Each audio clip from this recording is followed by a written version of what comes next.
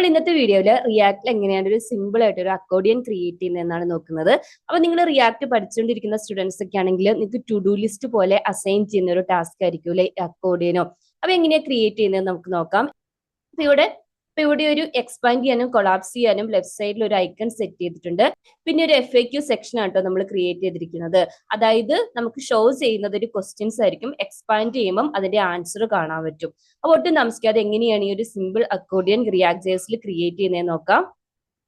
അപ്പൊ first step നമ്മൾ എപ്പോഴും ചെയ്യുന്ന പോലെ തന്നെ നിങ്ങൾക്ക് വൈറ്റ് യൂസ് ചെയ്തിട്ടോ അല്ലെങ്കിൽ ട്രഡീഷണൽ ആയിട്ടുള്ള ക്രിയേറ്റ് റിയാക്ട് ആപ്പ് യൂസ് ചെയ്തിട്ടോ നമ്മുടെ പ്രൊജക്ട് ക്രിയേറ്റ് ചെയ്യാം. അതിന്റെ വൈറ്റ് യൂസ് ചെയ്തിട്ടുള്ളതാണെങ്കിൽ അതിന്റെ command npm space create space vite at latest enter അടിക്കുക.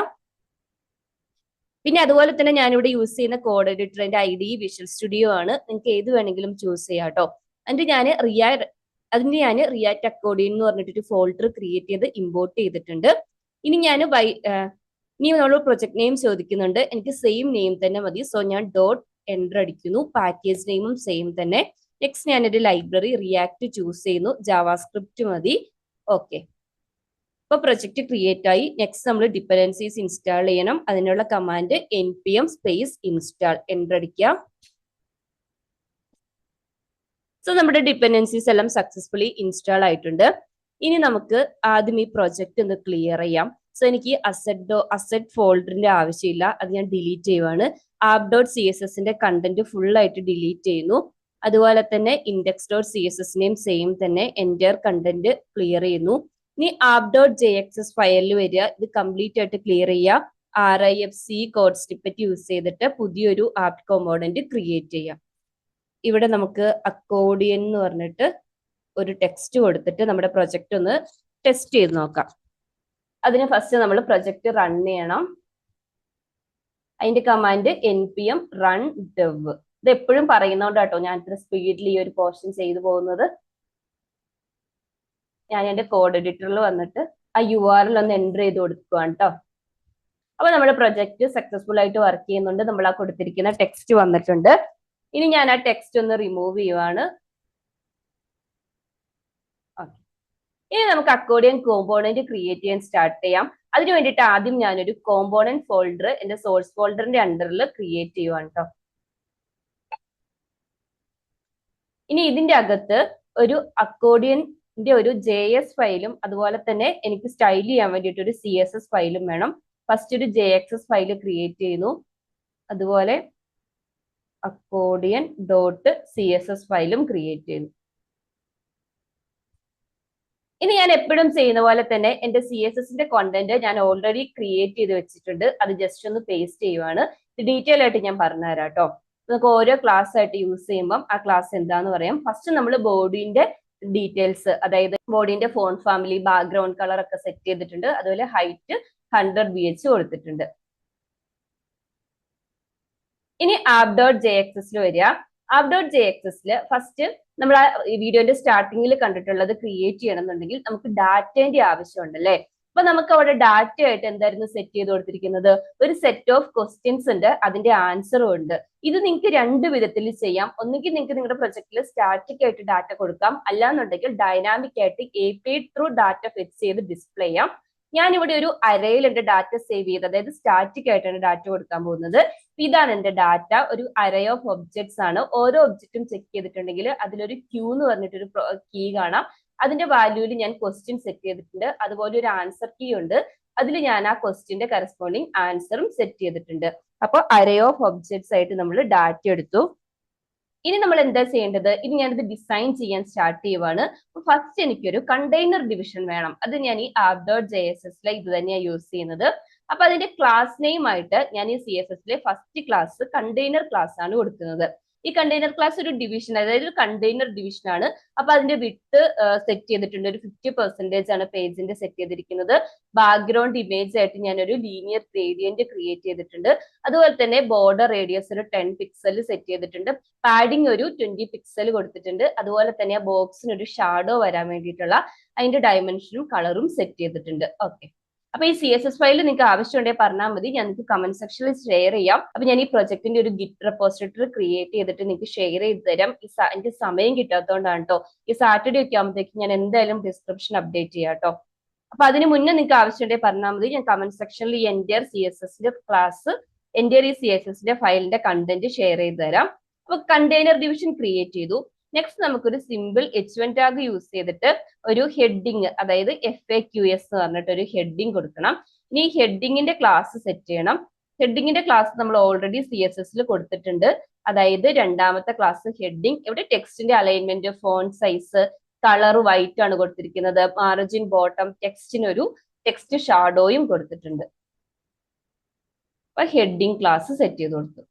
ഇനി നമ്മൾ ചെയ്യാൻ പോകുന്നത് ഈ ഡാറ്റയിൽ കൂടെ മാപ്പ് ചെയ്യുവാണ്. ഡാറ്റ ഓൾറെഡി എക്സിസ്റ്റിംഗ് ആണോ എന്ന് ചെക്ക് ചെയ്യേണ്ടത് നമ്മൾ, കാരണം നമ്മൾ സ്റ്റാറ്റിക് ആയിട്ടല്ലേ കൊടുത്തത്. ഇനി നിങ്ങൾ ഡൈനാമിക് ഡാറ്റ, അതായത് APIന്റെ ഡാറ്റയാണ് കൊടുക്കുന്നതെന്നുണ്ടെങ്കിൽ നിങ്ങൾ ചെക്കിങ് കൂടെ ചെയ്യണം കേട്ടോ. ഇനി ഞാൻ ഓരോ ഡാറ്റയിൽ കൂടെ പാസ് ചെയ്യുന്നു, ഓരോ ഐറ്റം ആയിട്ട് റീഡ് ചെയ്യുന്നു, അതിന്റെ ഇൻഡെക്സും സെറ്റ് ചെയ്ത് കൊടുക്കുന്നു. ഇതിന്റെ അകത്ത് നമ്മളിപ്പോ ക്രിയേറ്റ് ചെയ്തിരിക്കുന്ന അക്കോർഡിയൻ കോമ്പോണന്റിനെ കോൾ ചെയ്യുവാണ്. അപ്പൊ നമ്മൾ എന്ത് ചെയ്യണം? നമ്മുടെ അക്കോർഡിയൻ കോമ്പോണന്റിനെ ഫസ്റ്റ് ഇമ്പോർട്ട് ചെയ്യണം. From ./components/accordion.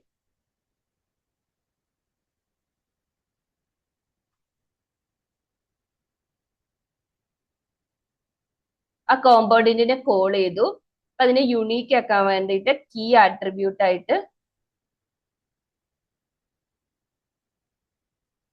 ഇൻഡെക്സ് സെറ്റ് ചെയ്ത് കൊടുക്കുക.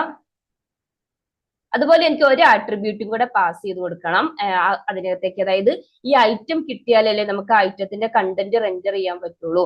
സോ ഞാൻ ഐറ്റം എന്ന് പറഞ്ഞിട്ടുള്ള കീയിൽ തന്നെ ഈ ഐറ്റമിനെ പാസ് ചെയ്യുവാണ്. ഇനി ഫൈനലി ഞാനൊരു ഫൂട്ടർ ഡിവിഷനും കൂടെ ക്രിയേറ്റ് ചെയ്യുവാണ് കേട്ടോ.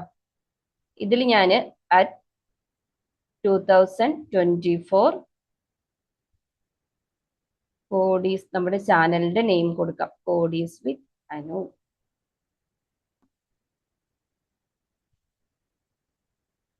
ഫൂട്ടറിന്റെ ക്ലാസ് എഗെയിൻ നമ്മൾ CSS ഫയലിൽ വന്നിട്ടുണ്ടെങ്കിൽ ഫൂട്ടർ ക്ലാസ് ഉണ്ട് കേട്ടോ. ജസ്റ്റ് ടെക്സ്റ്റ് അലൈൻമെന്റ്, അതിന്റെ മാർജിൻ, ടോപ്പും കളറും മാത്രമേ ഉള്ളൂ. അതും കൊടുത്തു. ഓക്കെ. ഇനി ഇവിടെ വന്ന് നമ്മൾ അക്കോർഡിയൻ കോമ്പോണന്റ് ക്രിയേറ്റ് ചെയ്യണം. RIFC കോഡ് സ്നിപ്പറ്റ് യൂസ് ചെയ്തിട്ടാണ് ക്രിയേറ്റ് ചെയ്യുന്നത്. ഇനി ഇതിന്റെ അകത്ത് ഞാൻ ആദ്യം നമ്മൾ ആ ക്രിയേറ്റ് ചെയ്തിരിക്കുന്ന CSSന്റെ ഫയലില്ലേ, അതിനെ ഇമ്പോർട്ട് ചെയ്യുവാണ്. ./accordion.css. സോറി, ഈ ഫയലിനെ ഞാൻ app.jxsൽ ഇമ്പോർട്ട് ചെയ്യാൻ വിട്ടുപോയി. പക്ഷെ നമ്മൾ ക്ലാസ് എല്ലാം യൂസ് ചെയ്തു അല്ലേ. രണ്ട് ഫയലിലും ഇതിനെ ഇമ്പോർട്ട് ചെയ്തു. ഇനി നമ്മുടെ ഈ പ്രൊജക്റ്റിൽ നമുക്ക് ഐക്കൺ യൂസ് ചെയ്യാനുണ്ട്. അതായത് നമ്മൾ ആ കൊളാപ്സ് ചെയ്യാനും എക്സ്പാൻഡ് ചെയ്യാനും ഒരു അപ്പ് ആരോയും ഡൗൺ ആരോയും കണ്ടില്ലേ.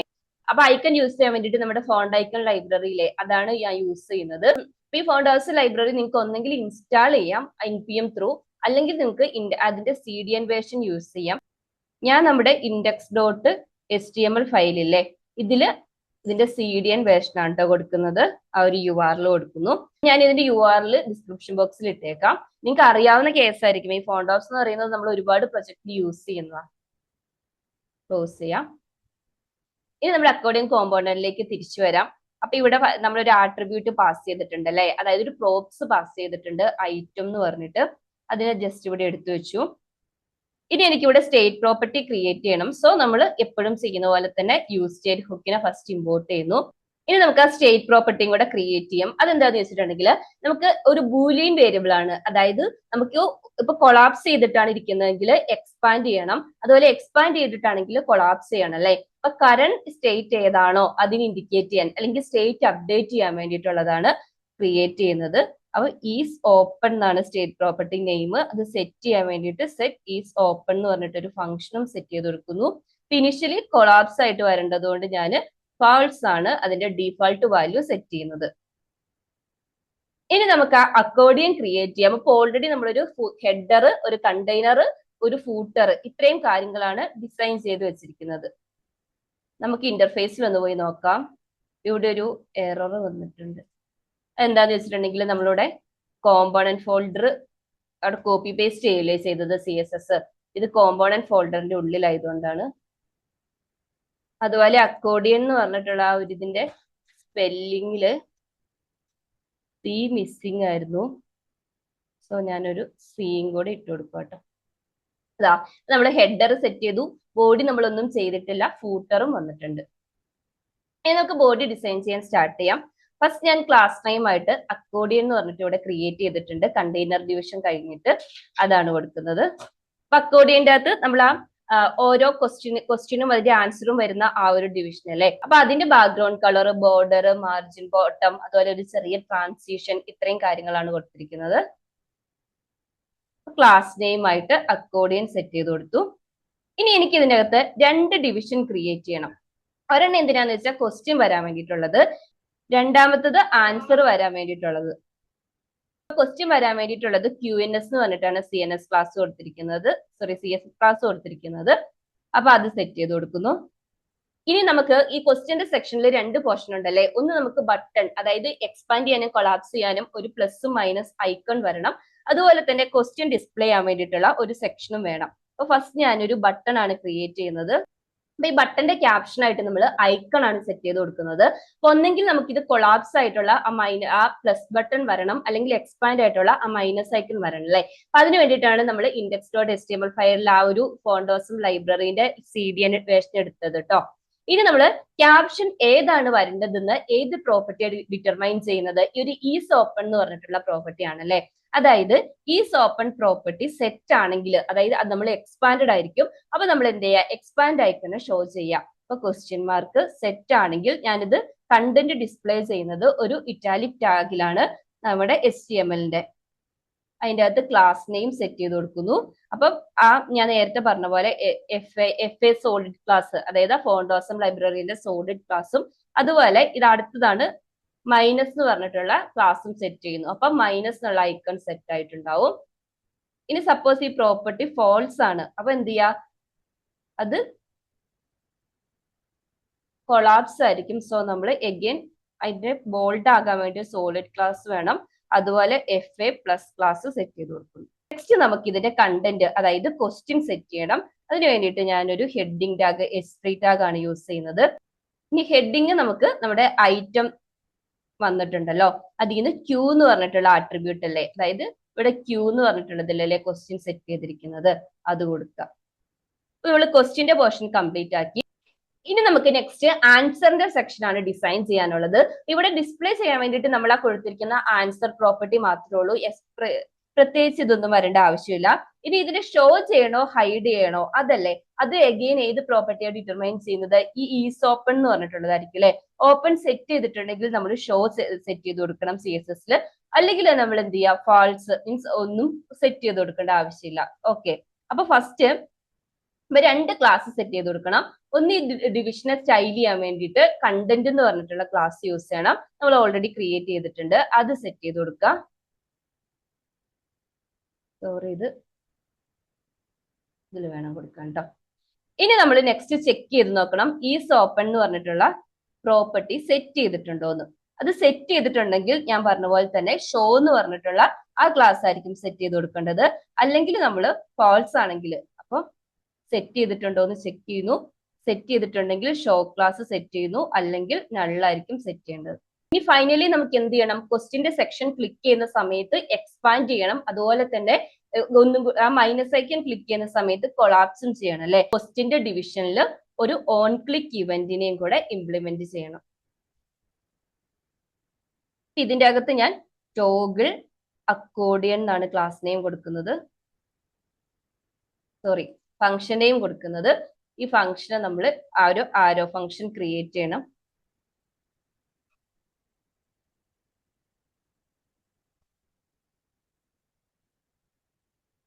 ആരോ ഫംഗ്ഷൻ ക്രിയേറ്റ് ചെയ്യാം. ഇപ്പൊ എന്താണോ ഈസ് ഓപ്പണിലുള്ളത് അതിനെ റിവേർട്ട് ചെയ്താൽ മതി അല്ലെ. സോ നമ്മൾ സെറ്റ് ഈസ് ഓപ്പൺ ഫംഗ്ഷനെ കോൾ ചെയ്യുന്നു. Not equal to is open. ഇപ്പൊ ട്രൂ ആണെങ്കിൽ ഫാൾസ് ആക്കും, ഫാൾസ് ആണെങ്കിൽ ട്രൂ ആക്കും. അത് തന്നെയല്ലേ ടോഗിൾ തന്നെയല്ലേ ചെയ്യേണ്ടത്. അത്ര സിമ്പിൾ ആയിട്ട് നമുക്ക് ഹാൻഡിൽ ചെയ്യാം. നമ്മൾ നമ്മുടെ അക്കോർഡിയൻ ഡിസൈൻ ചെയ്തു. ഞാൻ ആ വീഡിയോന്റെ സ്റ്റാർട്ടിങ്ങിൽ പറഞ്ഞ പോലെ തന്നെ ഇതൊരു സിമ്പിൾ ആയിട്ടുള്ള കോമ്പോണന്റ് ആയിട്ട് നമുക്ക് പെട്ടെന്ന് ഡിസൈൻ ചെയ്യാം. അപ്പൊ പഠിക്കുന്നവർക്ക് ടു ഡു ലിസ്റ്റിനേക്കാളും മുന്നേ സ്റ്റാർട്ട് ചെയ്യാൻ പറ്റിയ ബെസ്റ്റ് കോമ്പോണന്റ് എന്ന് പറയുന്നത് അക്കോർഡിയൻ ആണ്. അപ്പൊ ഒന്നുമില്ല, ഒരു CSS ഫയലിൽ നമ്മൾ ഡിസൈൻ ചെയ്തിട്ടുണ്ട് ഓൾറെഡി. മെയിൻ കോമ്പോണന്റ് ഡിസൈൻ ചെയ്യാൻ വേണ്ടിയിട്ട് ഇത്രയേ ഉള്ളൂ. നമുക്ക് ഒരു ഫസ്റ്റ് നമ്മൾ ഡാറ്റയിൽ കൂടെ ലൂപ്പ് ചെയ്ത് കോമ്പോണന്റിനെ റെൻഡർ ചെയ്യാൻ വേണ്ടി കോൾ ചെയ്യും. കോമ്പോണന്റിൽ വന്നിട്ടുണ്ടെങ്കിൽ ഓരോ അക്കോർഡിയനിലും ഒരു ക്വസ്റ്റ്യൻ ആൻസർ സെക്ഷൻ ഉണ്ടാവും. അപ്പൊ എൻ്റെ അക്കോർഡിയന്റെ ഡിവിഷനകത്ത് ക്വസ്റ്റ്യന്റെ സെക്ഷൻ ക്രിയേറ്റ് ചെയ്യുന്നു. അതിലൊരു ഓൺ ക്ലിക്ക് ബട്ടൺ ഉണ്ടാവും ഇതിനെ ടോഗിൾ ചെയ്യാൻ വേണ്ടിയിട്ട്. അതിനകത്ത് ഒരു ബട്ടണും ഒരു ക്വസ്റ്റ്യൻ സെക്ഷനും ആണുള്ളത്. ഇനി ആൻസറിന്റെ സെക്ഷനിൽ ജസ്റ്റ് അതിന്റെ ക്ലാസ് നെയിമും അതുപോലെ തന്നെ പ്രോപ്പർട്ടീനെ ബേസ് ചെയ്തിട്ട് ഷോയും ഹൈഡും കൊടുക്കണം. സോറി, നമ്മളിവിടെ ഒരു കേസ് വിട്ടുപോയിട്ടുണ്ടായിരുന്നു. ആൻസർ ഡിവിഷന് കണ്ടന്റ് സെറ്റ് ചെയ്തിട്ടില്ല. ഞാനൊരു പാരഗ്രാഫ് ടാഗിന്റെ അകത്ത് ഐറ്റം ഡോട്ട് ആൻസർ, അതായത് ഈ ഒരു ഡിവിഷന്റെ അകത്ത് നമ്മളൊരു പാരഗ്രാഫ് ടാഗ് ക്രിയേറ്റ് ചെയ്തിട്ട് ആൻസർ കീ നമുക്ക് ഓൾറെഡി ഐറ്റത്തിന്റെ അകത്തുണ്ടല്ലോ, ആൻസർ പ്രോപ്പർട്ടി ആക്സസ് ചെയ്ത് ഡിസ്പ്ലേ ചെയ്യുന്നു. ഇനി നമുക്ക് ബ്രൗസറിൽ പോയിട്ട് ഔട്ട്പുട്ട് ഒന്ന് ചെക്ക് ചെയ്ത് നോക്കാം. അപ്പൊ നമ്മൾ സക്സസ്ഫുൾ ആയിട്ട് നമ്മുടെ കോമ്പോണന്റ് ഡിസൈൻ ചെയ്തിട്ടുണ്ട്. ഇവിടെ ലെഫ്റ്റ് സൈഡിൽ ആ ഒരു കൊളാപ്സ് ചെയ്യാനും എക്സ്പാൻഡ് ചെയ്യാനും ബട്ടൺ വന്നിട്ടുണ്ട്. അതുപോലെ തന്നെ ഡീഫാൾട്ട് ആയിട്ട് കൊളാപ്സ് ആയിരിക്കും. ക്വസ്റ്റ്യൻസ് എല്ലാം റെൻഡർ ചെയ്തിട്ടുണ്ട്. ഒരു ഡ്രോപ്പ് ഡൗൺ മെനു പോലെയാണ് ഡിസൈൻ ചെയ്തിരിക്കുന്നത്. ഈ ഒരു ഡിവിഷനിൽ ക്ലിക്ക് ചെയ്യുന്ന സമയത്ത് എക്സ്പാൻഡ് ചെയ്യും, നമ്മുടെ ആൻസർ കീ ഡിസ്പ്ലേ ചെയ്യും. അതുപോലെ തന്നെ എല്ലാ കോമ്പോണന്റും വരും. അതുപോലെ തന്നെ അഗെയിൻ ക്ലിക്ക് ചെയ്യുമ്പോൾ ഇത് കൊളാപ്സ് ആവും, അതായത് ടോഗിൾ പ്രോപ്പർ ആയിട്ട് വർക്ക് ചെയ്യുന്നുണ്ട്. അപ്പൊ ഇന്നത്തെ വീഡിയോ ഇത്രയേ ഉള്ളൂ. നിങ്ങൾക്ക് യൂസ്ഫുൾ ആണെന്ന് തോന്നുവാണെങ്കിൽ ഒന്ന് ലൈക്ക് ചെയ്യുക, സബ്സ്ക്രൈബ് ചെയ്യാത്തിരുന്ന് സബ്സ്ക്രൈബ് ചെയ്ത് സപ്പോർട്ട് ചെയ്യുക. അതുപോലെ തന്നെ വെബ് ഡിസൈനിൽ ഇൻട്രസ്റ്റ് ഉള്ള നിങ്ങളുടെ ഫ്രണ്ട്സിനും റിലേറ്റീവ്സിനും ഒന്ന് ഷെയർ ചെയ്ത് കൊടുത്ത് നമ്മുടെ ചാനലിനെ ഒന്ന് സപ്പോർട്ട് ചെയ്യാം കേട്ടോ. താങ്ക്